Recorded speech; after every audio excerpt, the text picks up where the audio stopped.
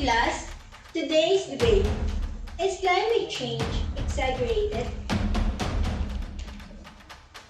Joanna? Joris? Ready? Ako po ba, ma'am? Let's go. Fire. Let's go. Factual. Cheese! TikTok versus thesis of may popcorn ka ba dyan? Guys, climate change? Oo, ilan yan? I saw this TikTok video. 3 million views! Sabi niya, it's just part of natural cycle.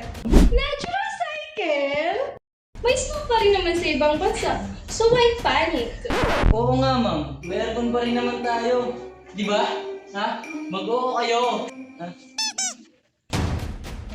Pero sa amin, kunting ulan lang, baha agad. Normal ba yun? I get it.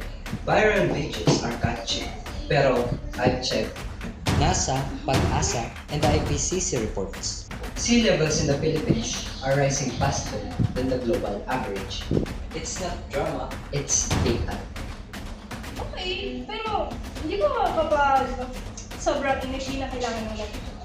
Because climate change causes extreme. The cold in one place doesn't cancel out the heat waves, droughts, and strong typhoons. It's about long-term patterns, not just one cold day.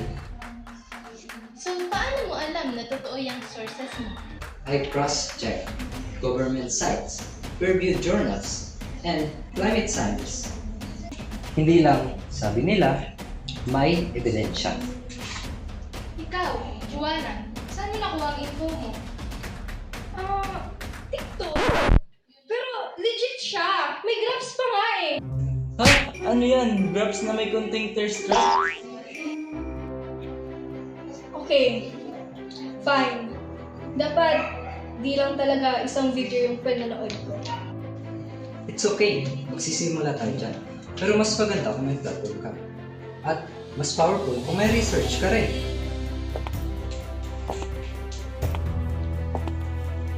Exactly. Research ay hindi lang para sa grades. It's for truth.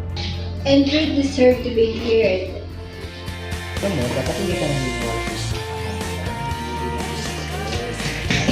Science na climate change is real.